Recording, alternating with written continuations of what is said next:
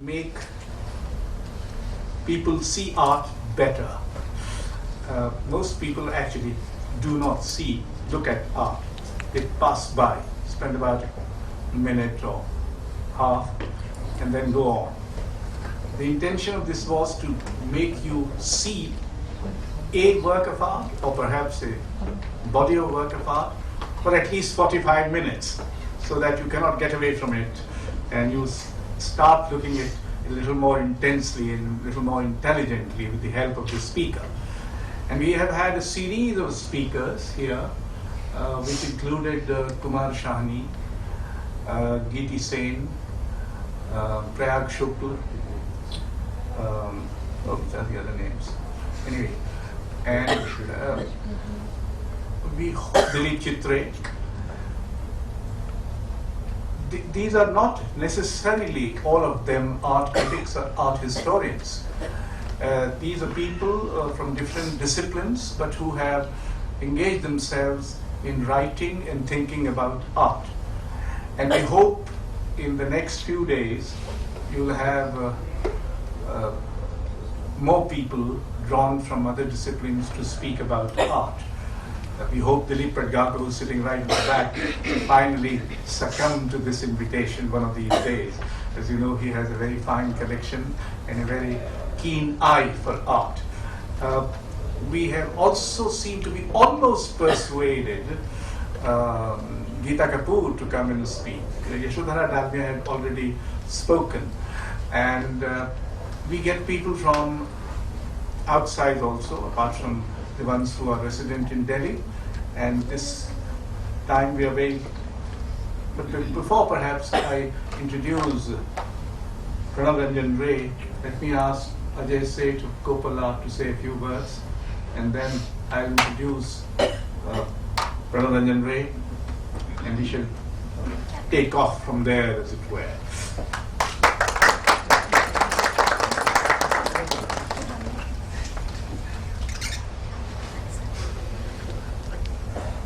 I welcome you all to this event. I actually have to say only few words. This, I think, is the 12th series. I've never come on the dais and spoken and addressed. We have eminent people here from the art fraternity. I just want to give a brief as to why and how Kopal was born. 2 years back, when we started meeting the art critics, the famous and the well-known artists, and we said we want to start an art bank. Most of the artists generally said, we've never heard about it. We've never heard who you are. My personal feeling is that we should try to encourage all the first-timers to the world of art. What Kopal has added is we have created around 2,000 new art collectors. So mostly the eminent people or the artists, have this feeling that a common man may not get related to art. And we try to snub them away. And this series is basically started for that. I'm getting an excellent response from the first timers. That of course earlier we used to think why this canvas is worth lakhs or crores. But after having learnt and heard about this series, we have changed our perception. And we're getting a lot of response from these people that they're wanting that this dialogue should continue. So I have only one request, that wherever it is possible, if a new art collector is born, we should welcome him rather than snubbing in a way that aapke bas ki baat nahi hai. That's the only thing which I wanted to communicate. Thanks. Vananda. Let me say if you can. Well, Pranav Ranjan Ray is a very well-known, established critic who has written extensively on modern art and artists. He has been too many things: a professor, a curator, an editor, even a commissioner, and an advisor, and above all, personally very indulgent to me. although that is not the reason why I have invited him here. He has written extensively in either English or Bengali on Somnath Hor, Ganesh Pine, Bikash Bhattacharya, Jogin Chaudhary, who is happily here, and I'll just let you know what he is here for, although he must be here for many things, but at least one of the things relate to us. Rabindranath Tagore, Tayyab Mehta, Ram Kinkar Baij, and Jamni Rai. And Pranab Ranjan Ray is here going to talk about Ram Kinkar Baij, who, as you know, was a very maverick, if you like, sculptor who lived a very, shall we say, wild life and created important sculpture. So before Pranabda takes over, let me tell you two things, because I also happen to be the chairman of Lalit Kala Academy. And we have two events tomorrow, for which perhaps the invitations don't seem to have reached most people. The first one is at 5 o'clock at the galleries of Lalit Kala, where Johnny ML, a young curator, is putting up an exhibition which he has curated from the permanent collection of Lalit Kala. And at 6 o'clock at our Kaustuv, in our series Artists on Art, Jogin Chaudhary is going to talk about his art, and Prayag Shukla is going to be in conversation with him. Who talks more will be left at the moment to your imagination, but you are most cordially invited to this event tomorrow. And now, Pranab Ranjan Ray on Ram Kinkar Baij.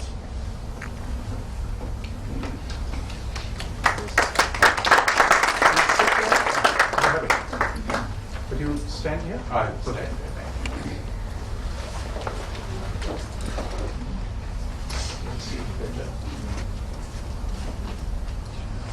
To sit by the side of two charming women rather than.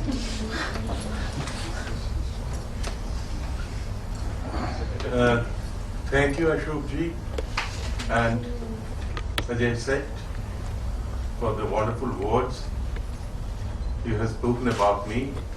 I do not know whether I deserve all those. In fact, Ashok ji has been asking me to pick up one work of art and talk about it at a length, and he has been asking for last 1 year. Somehow I was trying to avoid coming to Delhi to talk about something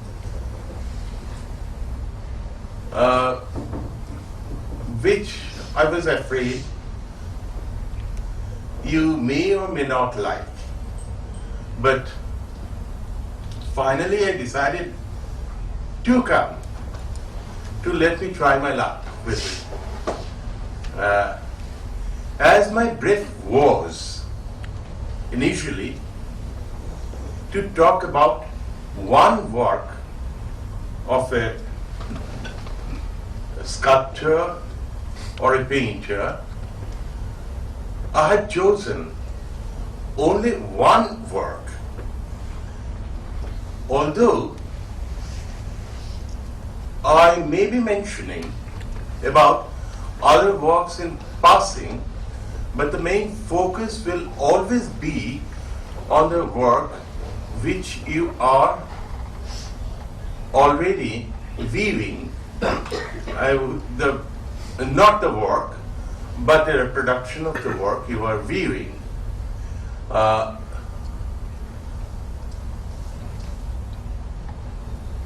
And since my brief was about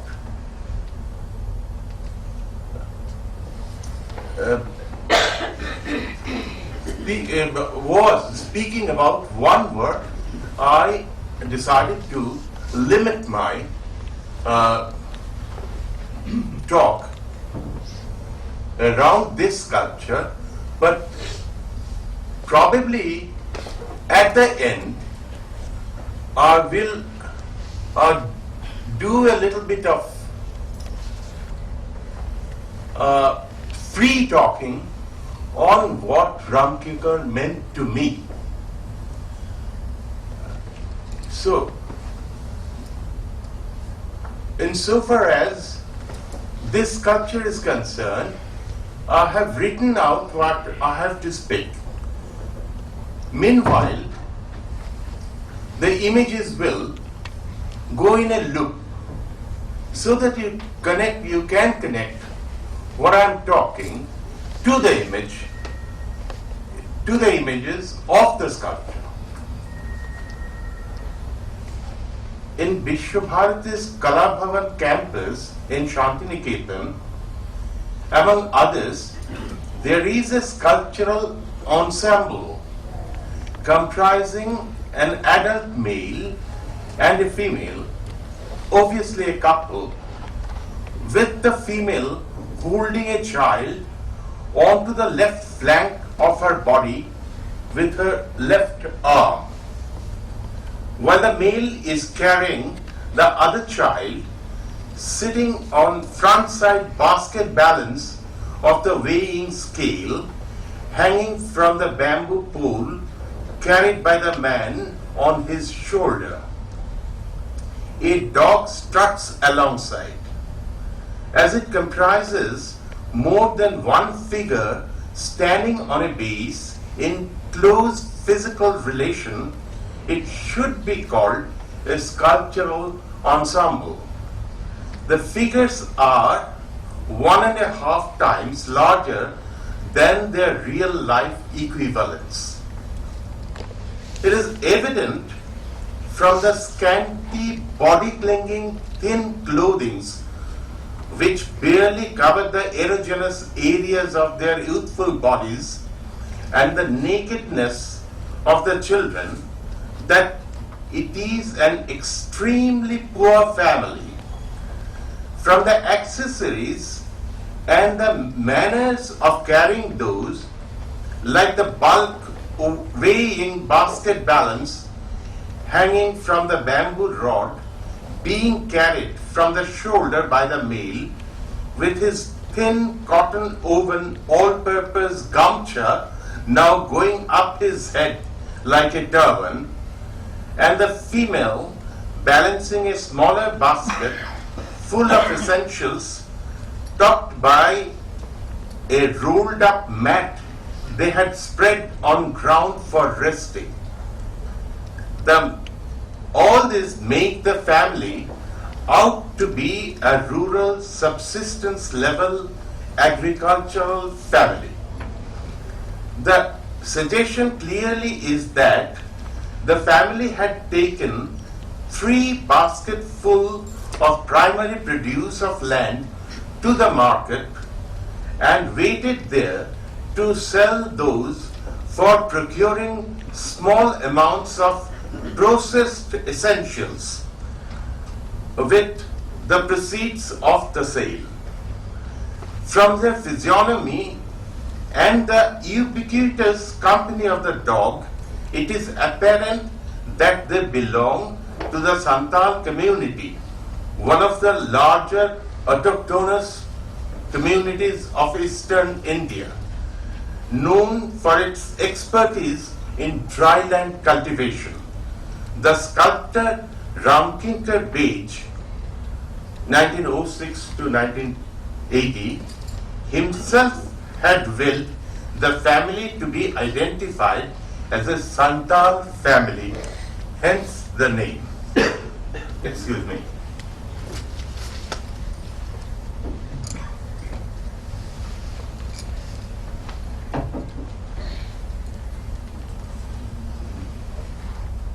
When installed in 1933, in open space on a ground level concrete base on a plot of prickly grass on degraded red lateritic soil of the semi-arid Rad region of West Bengal. The ensemble stood just 50 feet to the south of a 12-foot wide dusty red road paved with lateritic granules, gravels and earth. The ensemble, with its back to the east, faced the setting sun in the west, parallel to the east-west alignment of the road. The Santal family thus seems to have been conceived as a site-specific in sculptural assemblage.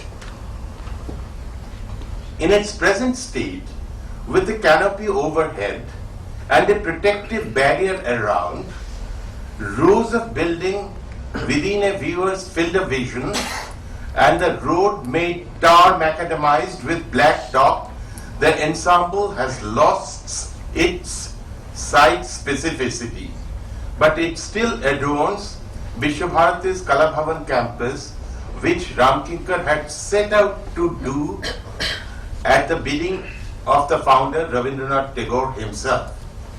And to Tagore and his Vishwa Needham, he owed a debt for widening his mental and intellectual horizon and combining that with intensification of response to the experience of here and now.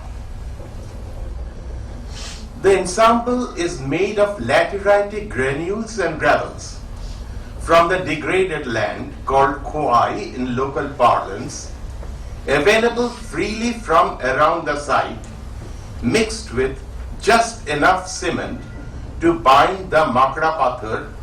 The mix gives a granular feeling on the surface. The family is on the way back from the nearest marketplace and is hurrying homewards. They evidently took basketful of home produce, waited long for spreading a mat on the ground to sell them at a distressed price, to buy some primarily produced necessities like salt and oils, and return home with relatively dear essentials, all in a small basket, balanced on her head by the woman with her raised right hand. The act of balancing the load on head with right hand makes her upper body more erect in contrast to the male partner, and her youthful motherly, fully rounded breasts move forward with each stride. All this situational and quantitative information can be derived by reading and following the indications thrown up by the images of the named objects and features in the manner those have been presented. Thus read, these function as signifiers. The family is in a hurry to get back home before the dusk descends. Significantly again, they are heading towards setting sun with their back to the east. The hurried movements get visualized through the gap between forward placings of the left legs of the couple and their right legs about to be raised from the former positions in their strides forward. The woman's right leg gets a little bent at the knee when the man's right leg bends a little with the bulging calf muscle. Both their left legs stride straight forward in strength. The legs form triangles with solidly grounded base to hold the waist up bodies. Commensurate with the forward striding movements, the right arm of the male swings back straight at a 50-degree angle to the ground, holding a string from which hangs the basket at the back from the pole carried on the shoulder. This hand swing gives a diagonal thrust to the forward movement and spits it up. The weary left hand of the man rests on the front part of the weighing pole after breaking at the elbow to form a horizontal thrust to the ground triangle. The elbow touches the sheen of the spouse just below her right breast. The quite outer proportion, elongated forward bending neck of the man expresses an eagerness to go faster. The slight spouseward leaning male head on the neck has been curved with more expressive details than the rest of the body to express a combination of weariness, eagerness, and anxiety alternately, depending on the viewer's angle of viewing. Such an excellence in visual execution of conception was reached only once in India in the Gupta era. But Ramkinkar's achievement is greater. Unlike the sculptors of Mathura and Sarnath, Ramkinkar could combine the expressions of several conflicting emotions with vital physical action, and that too with far more coarse material than the very fine-grained Mathura sandstones the earlier sculptors had worked with.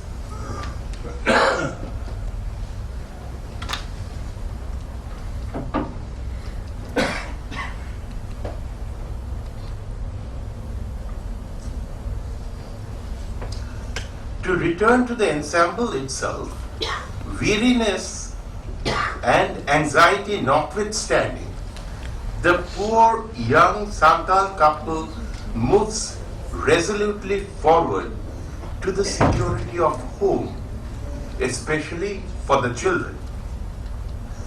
Although their movement forward appears somewhat circumstantially compulsive and destiny-driven, yet their striding confidence and countenance, especially of the woman, suggest as though they are energized by a youthful life force of which sexuality is an aspect.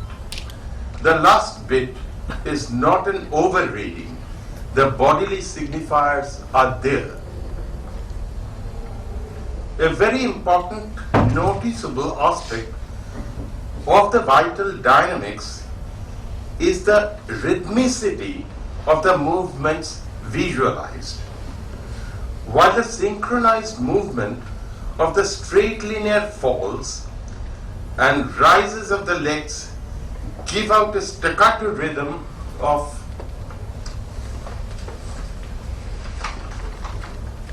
almost drilled togetherness, the child encircling left arm of the woman and the languid left arm of the man resting on the horizontal pole give to the middle upper part of the body a harmonized ripple movement comprising two different kinds of rhythms animating the body. The erect trunk of the woman and the slightly forward bending trunk of the upper body of the man balances two opposing rhythms to build up a complementarity. The rhythmic presentation of the movement in the sculpture thus seems to have a suggestive function apart from its function function of uniting the ensemble and accentuating the quality of movement. Without this variation of rhythms in the different parts of the three bodies, dog included, the artist could not have expressed his mixed feelings and layered comprehensions of meaning. At the end of the story, it is the visual transfer of artist's own response in terms of image to worldly experience that counts. The meaning content of it is more important than the phenomenon the ensemble represents. What we have done so far is a descriptive analysis of the visual data contained in the Santal family. This by no means gives the full idea about the historical importance and the intrinsic greatness of one of the most significant signature work of Ramkinkar done by the 1906 born artist when he was just 32. What we need to do now is to go into a discourse on the intrinsic quality of the sculptural text, giving due importance to the historical context. In doing so, we shall enter the ensemble through the physical data it provides. This sculptural ensemble is one of the earliest on different counts, as we shall slowly discover as we proceed. Take the material and method first. The medium basically is cement concrete. It was developed in Europe in the Cold War years before the First World War of 1914-18 for the construction of solidly standing, high defensive constructions like the Maginot Line and the Siegfried Line. In the immediate post-war period, that is post-First World War period, it led to the boom in skyscraper construction in USA. Yet, insofar as I know, no major Western sculptor thought of using it as a medium of sculptural expression. The cement concrete as a constructional material began to be used in India from the early 30s only. That makes Ramkinkar the first sculptor in India and one of the pioneers anyway to have innovated the use of cement concrete as a medium of art. Even if someone, somewhere, had used the medium before him, the materials he processed to make his medium and the methods he employed to construct his imagery were innovated entirely by him. Instead of stone chips and sand, he used lateritic granules, gravels, and coarse lateritic earth, mixed the whole thing up with just enough cement needed for binding and bonding the mix. He had used this particular mix of ingredients for the first time in 1935 to make an 11-feet high, slim, open-air sculpture in the same campus which is titled Sujata. I have shown, you can see Sujata there. Okay? It is there. Incidentally, model for Sujata was a painter who later became a very well-known writer, Jaya Appaswamy.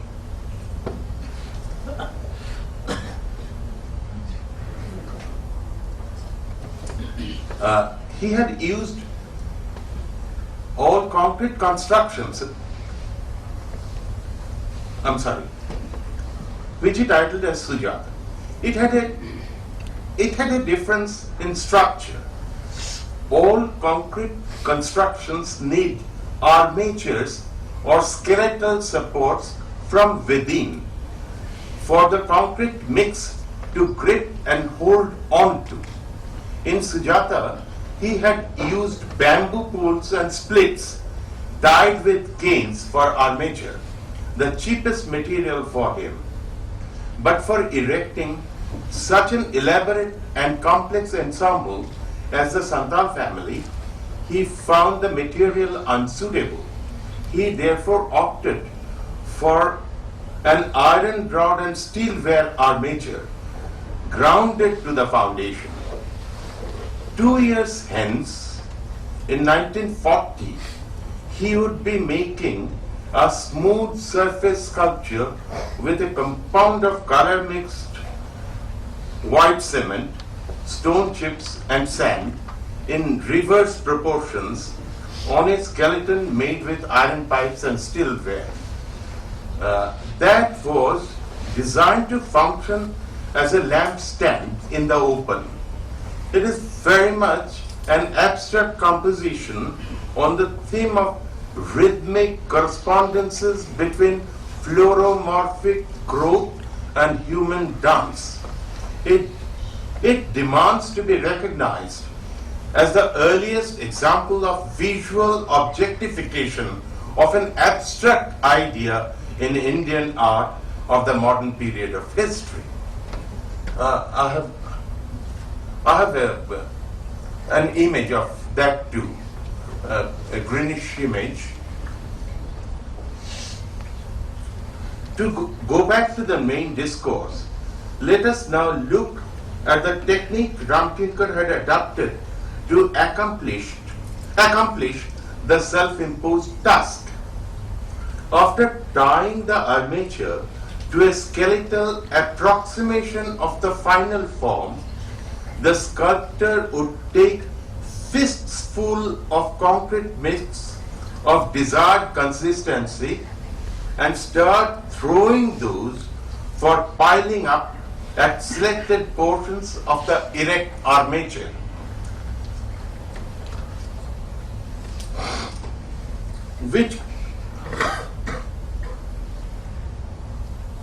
With a crudely made scalpel, he would scrape off excess of unwanted concrete while the mix is yet to dry to bring it into shape.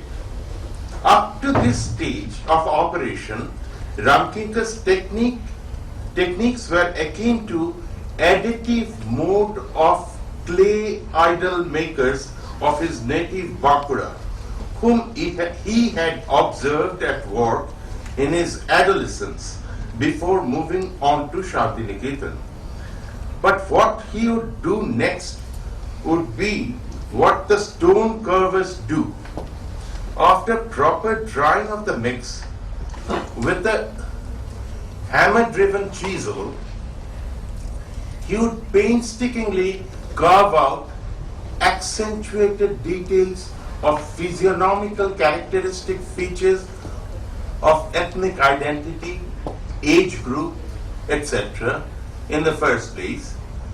In the second, such intensive carving would be for capturing the mental state of the characters as perceived by the sculptor.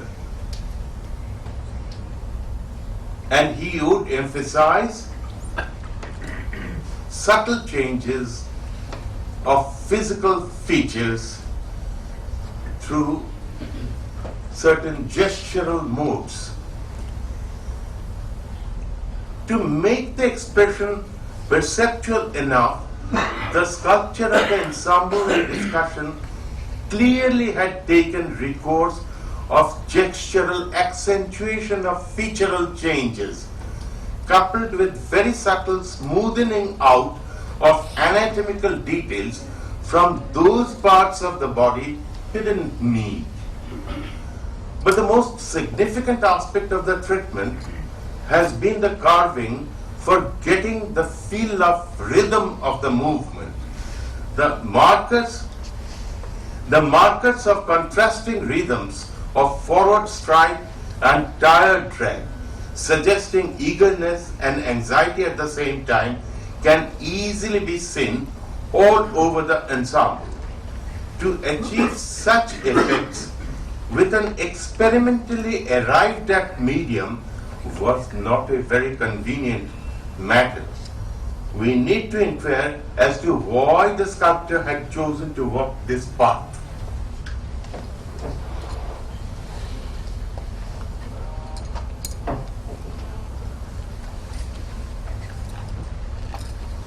Was Ramkinkar driven by a will to adopt the newly developed construction technology for expressional purposes only? Why then he changed the ingredients? Was this change needed as a cost-cutting measure? Execution of such a big project at a minimum cost definitely was the first parameter. Execution of an ensemble of similar dimensions in any conventional sculpture-making medium would have multiplied the cost several times over. Like all other art of public viewing in the Vishwabharati campus, the Santal family too was not a commissioned work. Vishwabharati then had no means to commission.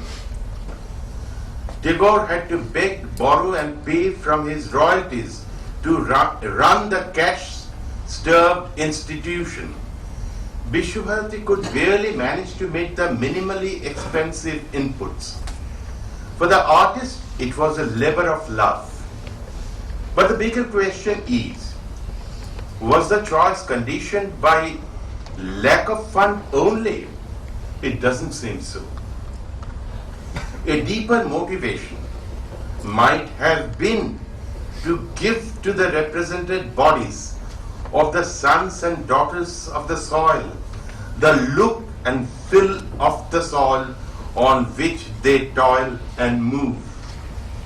Only in terms of this is experiment with untried ingredient for making cement concrete can be accounted for.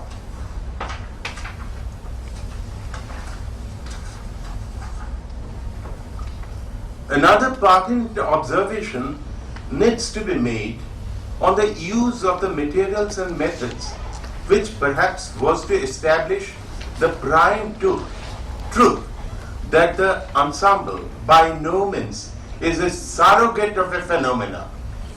While there should not be any doubt about the fact that the constructed subject was the resultant effect of Ramkinkar's deep empathy for the toiling daughters and sons of the soil and the experience of their modes of living, he had the other, no less urgent desire to construct the ensemble as a distinctive entity and not just a representation of a probable event. The chosen medium and the methods adopted were ideal for making the distinction physically perceptible. Subtler treatment which took the distinction further would only follow. The descriptive analysis we started with and the discussion on the materials and methods we initiated inevitably lead us to a further probe into the subject matter, a part of which we have already covered. Let us review the ensemble once again. While describing it in details, we have just stopped short of saying that the ensemble narrates a story. The narratology includes the very perceptual present with suggestions of precedent and antecedent,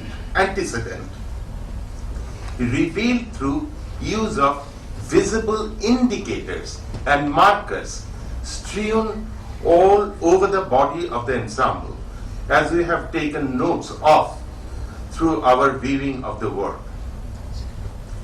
reading the subject matter with due importance given to the suggestions signaled by the indicators and markers makes the beholder aware of a deep theme that had motivated the maker of the ensemble as it appears to the eyes.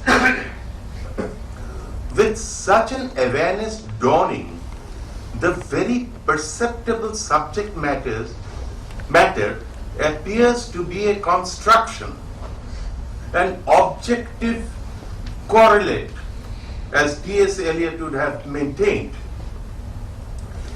The subject is the artist himself, his response to his experience of life and nature.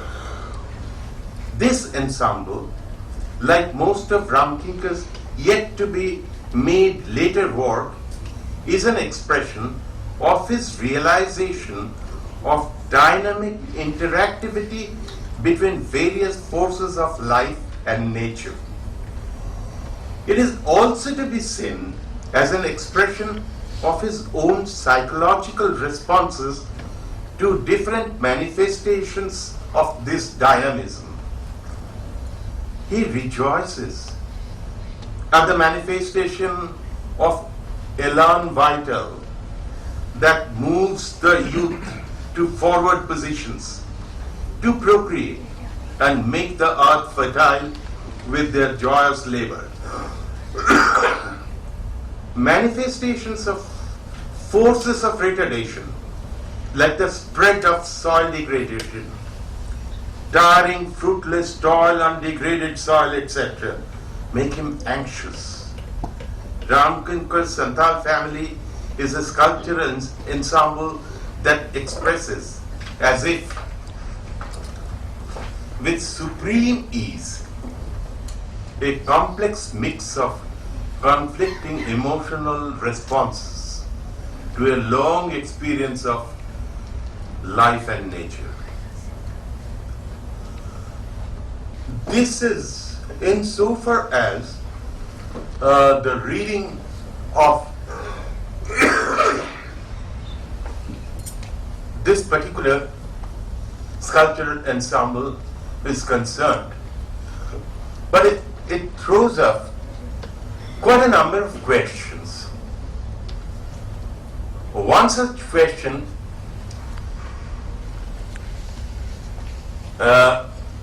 you can relate to the very pertinent question of the nature of Indian modernity. Ramkinker was a rural born, and his education, general education, was up to secondary standard, which too he didn't complete. He would go around the small town, mix with craftspeople, idol makers, and there were patuas around, and observe them at work, try to do something like what they were doing. Then he, to earn something, not that his family was that poor, but to earn something, he began to paint the backdrops for theatre, side wings for theatre, and this was the beginning of his professional career. Now, a very great editor of those days, who used to run a very significant journal called Modern Review, and also a Bengali journal called Prabhashi. Ramananda Chatterjee saw him at work. Ramananda Chatterjee too was from Bankura district. He picked him up and thought if he could somehow make Rabindranath Tagore take him in his school, his talents could be developed. So he was placed in Shantiniketan at the age of 25, quite a late age. And then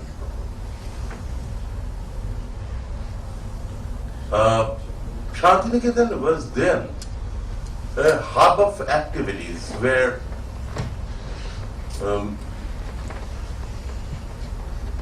at that moment two French women were teaching sculpture, and there were scholars of various kinds. Ramkinkar was a very diligent learner, very diligent learner. He not only improved his skill, but he went on learning so many things. Music, he developed a special love. Theatre, he had previous association with theatre, but after coming to Shantiniketan, he really developed a love for theatre, especially through the production. He got interested. But music became one of his pride. And not only Hindustani Shastriya Sangeet or Rabindra Sangeet, but also European symphonic music. He got interested. I'll just, can you show those two last bits? I will tell you a story after I've shown you these.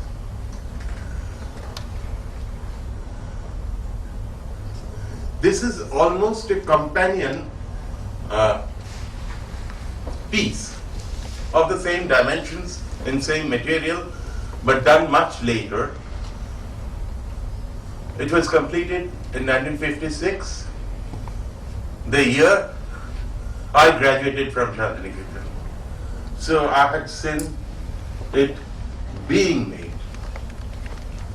And I remember a day during a summer vacation in summer heat, he was working with one assistant he had called Bagal.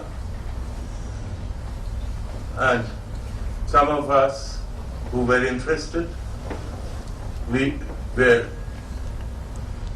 looking at it. Then he started telling it not so much about the subject, but about the rhythm. There's another. Oh, this is also saying these women. He's specifically referring to the wind flutter clothings that was fluttering in the wind, and said, "Have you ever heard of Ninth Symphony of Beethoven?" I said, "No, never." I have tried to capture that rhythm. So it's just a bit of. Now he actually became somehow in Shantiniketan, he became almost a declassed modern man.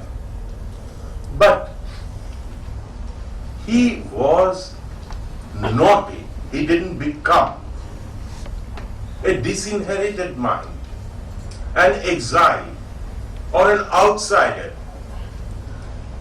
He wanted, as an individual, to build a bridge with the people,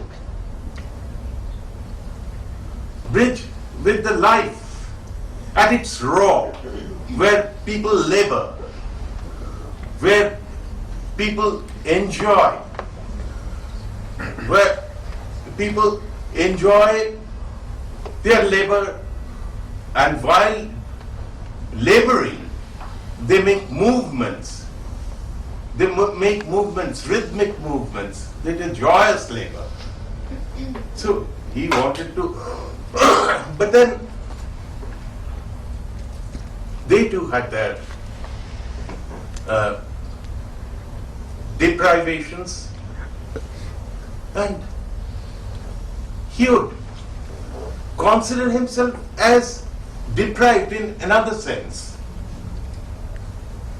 And he would go on building bridges in his own term with greater life. That was kind of, here was a modern man, a modern individual who was eager to build bridges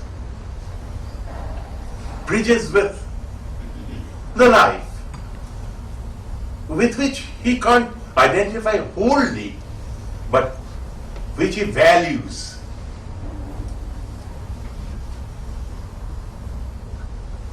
I believe it's a kind of modernity, a different kind of modernity.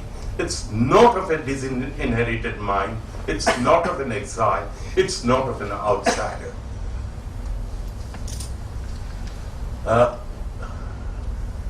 That is one implication, and if we go on reviewing all his sculptures, our conviction will be greater about this kind of thing.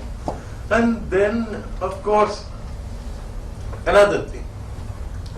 Although this man was deeply interested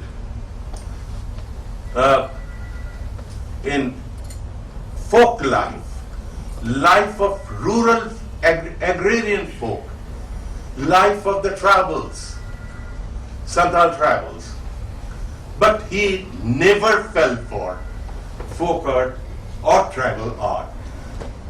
He never fell for any tradition in that sense. Whatever he would gather from tradition, he would appropriate, if necessary, he'd appropriate something from the tradition and make the appropriated thing his own through a process of metamorphosis.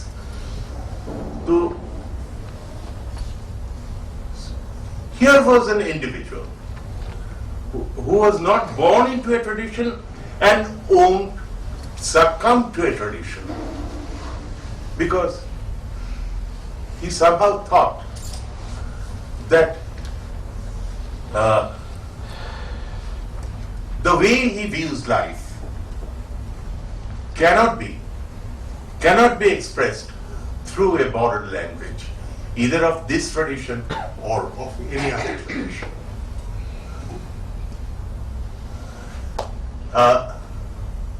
I'm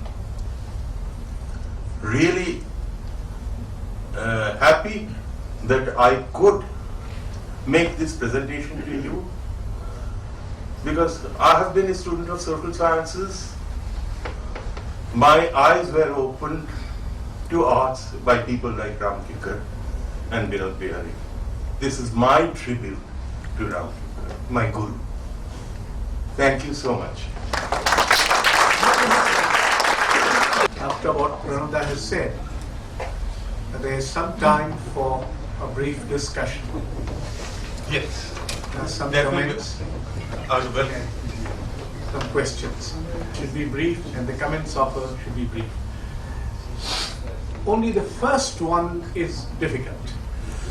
But, so somebody should take courage into his hand, into his mouth, and shoot the first one, and the rest will follow. Yes, Vikram Singh. Rather, can I make brief comment? In brevity, I will stick by it. If you look at this image from a sociological point of view, Santhal was an obvious subject for the Shantiniketan article. The Santhals. And Santhals have been treated by Nandal Bose and other artists there. I find that there is a huge change in Ramkinkar's treatment of this. I would refer to one, I would like to refer to one drawing which was converted into a linocut by Nandalal Bose, resting Arjun. I was telling you about resting Arjun. There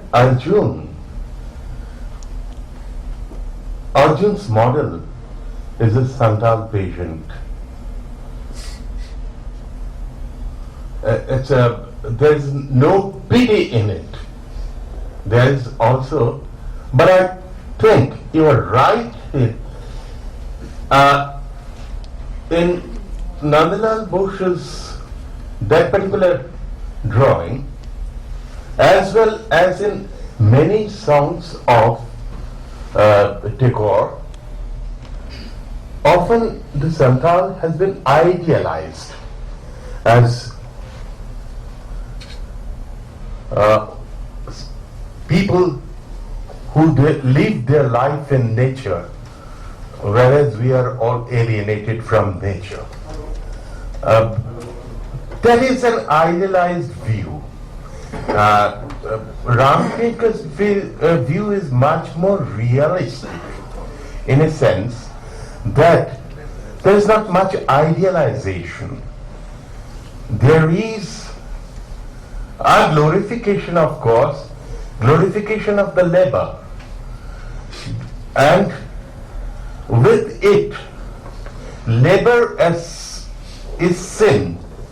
Ramkinkar has always seen labor as also an expression of vital life force, which gives rhythm to the laboring movements also. And that's a very important and significant distinction between whereas Nandalal and Rabindranath were observers, Ramkinkar was a participant almost. It's different from the other artists there. Let's say Binod Bihari or even Nandalal himself, he stood apart in many ways, and others have described him as a rebel. I was just wondering if one of the reasons for this is also the fact that his peers, one can discern a strong influence of artists like Picasso and Giacometti in his work. So would you say that his peers were somewhat different from the other Shantiniketan artists, and so his modernity was also different? Position and status in Shantiniketan among other artists and other people. And another is his difference with other artists. I don't treat these two questions as one. And there is no necessary connection.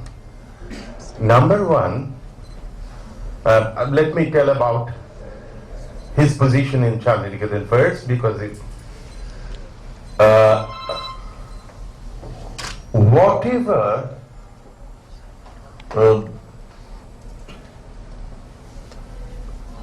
Ramkinkar learned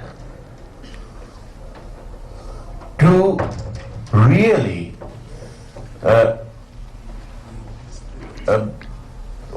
emerge an individual, a distinctive individual, he learned it at Shantiniketan.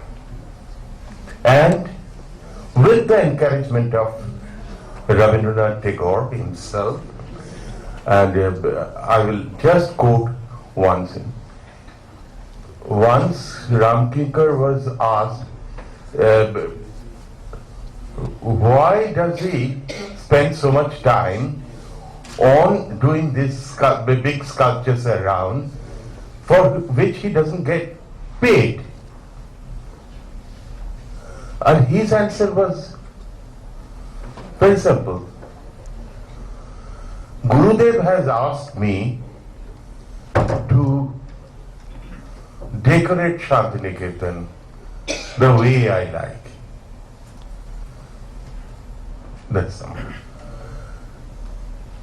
Number two, insofar as his relation with other people, Binod Bihari and Ramkinkar were two very different characters in all matter. And we can always expect people to be different, and we want people to be different. Now, Binod Bihari was an intellectual. Ramkinkar was a man of heart. That's the basic difference. But Binod Bihari is on record having said wonderful words about Ramkinkar's talent. He's our kappa bowled. That's what he said. Now, Ramkinkar's style of living was definitely different from all others. He would live with women after women, the procession of women he had, and possibly in no other place this would have been tolerated by an institution. It is only possible in Shantiniketan. To live with women after women? Not only that, I can give you example of an unwed mother whose daughter rose to become a professor of the university. Everybody knew. So Shantiniketan was a different place, and I hope it is still now. We'll ask Jogendra May I ask you a separately. question? No, I mean, I'm not an art historian, but a student of social science.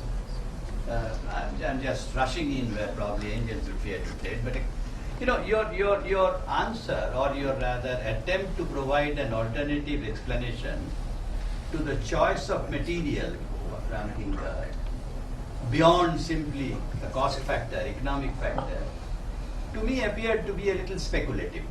Is there any evidence to suggest that beyond the fact that it was, well, Listen. beyond the fact that it was inexpensive, and Shantiniketan, as you rightly said at that time, couldn't afford to commission expensive forms of either artist or material, he had to make the best use of it, and that to me is good enough to appreciate him.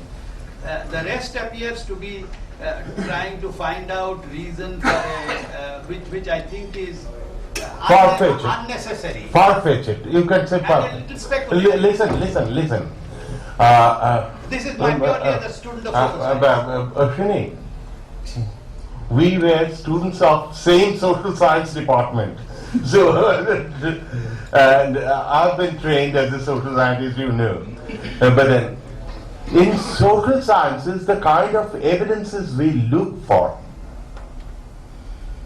in art, those evidences may not always be sufficient explanation.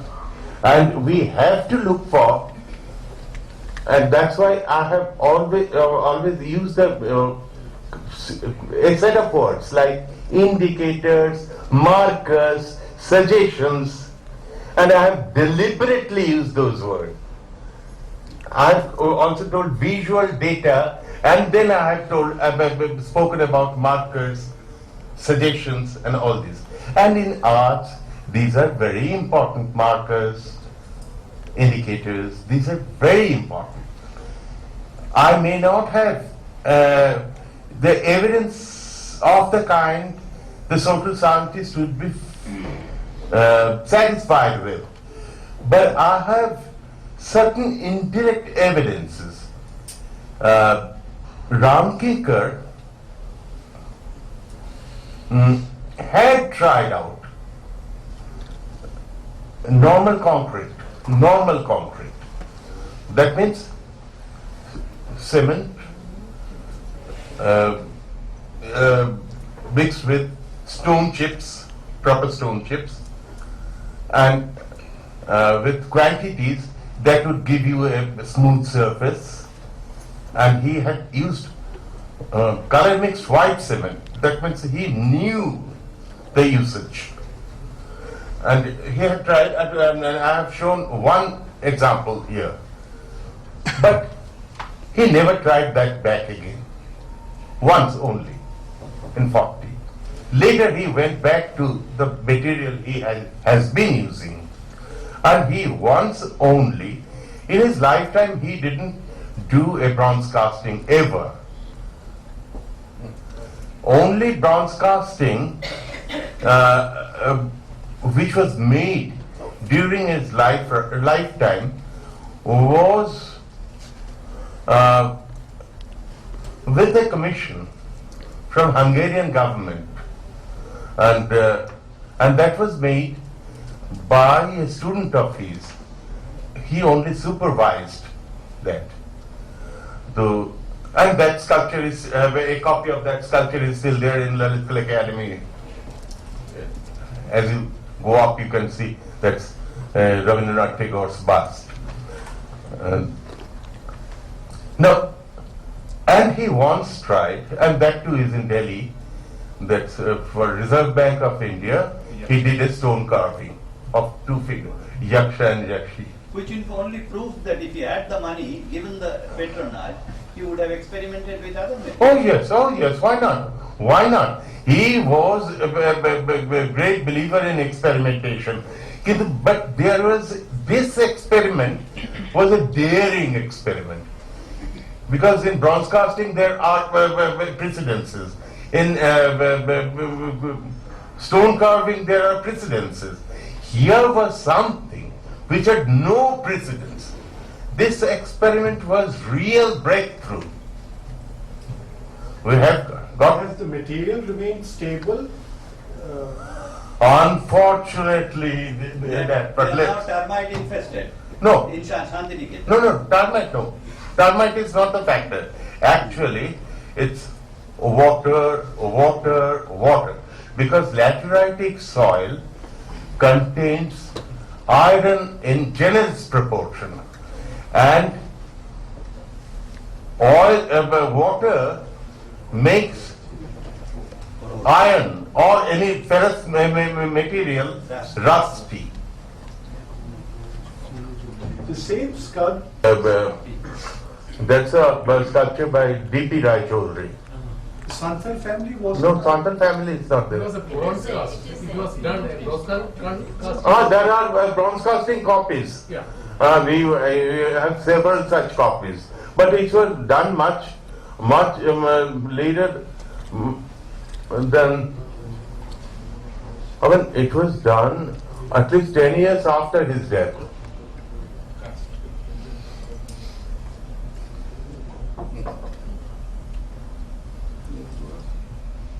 Project of on this the retrospective of Ramkinkar for National Gallery of Modern Art, which is decided that it is going to be on probably by September this year.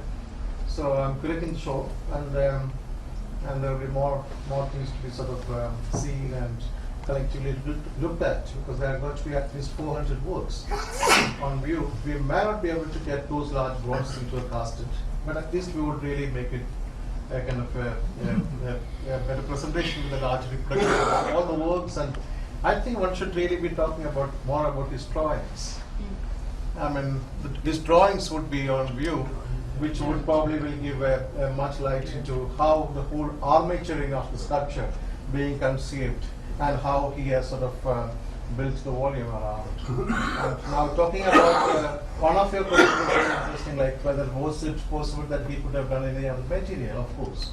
Because in the late 50s, he did this this Yaksha and Yakshi in front of the RBI, and also one of the reasons that he chose to, he really took to the medium of concrete for maybe more reasons than what you said. One of the projects that he wanted to do a large sculpture, which was probably one of the largest that he thought he would make it, that was in Shimandapalli, and a sculpture which was inspired of Shambhu Shaha, one of the photographer of Tagore and Gandhi. And that sculpture was not done for one of the reasons that those days there was a permit for getting cement. Yes, and there were two proposals from two teachers, two persons. One was by Perumal Da. Oh, Perumal. Yeah, Perumal Da was a teacher when we were students there, and he had proposed one of the life-size elephants of Konark that was to be done in Shantiniketan near that Hathi Pukut, but because Danalal Bose had to sanction the cement, and the proposal came of Perumal Da first that the material going to him. So Ramkinkar could not make it. He could have still done it because there were many other sponsors who were coming, even at the later part of his life. But he didn't make it. I think definitely he chose concrete as a medium. Because he could have carved, he was a very good carver. Because when you said Ramkinkar as a model, a modeling was his passion. And he could have done any other way that the sculpture that he wanted to make it. But just because of that material wasn't available, he took to the decision of not making it. That's probably showing that, cement was, or this technique of making concrete. Because,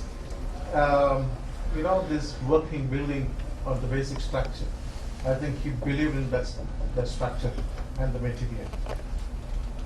That's it.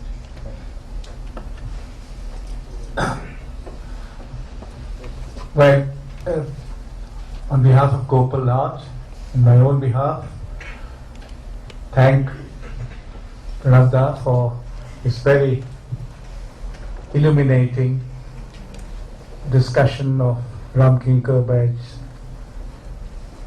sculpture. And thank you very much for being here.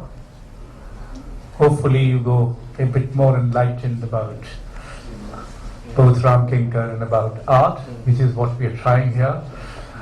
And we do not know as yet the next date, but this is a continuing series, so hopefully you'll come to know about the next one. And well, since you have been here for such a long time, now you deserve some spiritual nourishment, which you will have outside.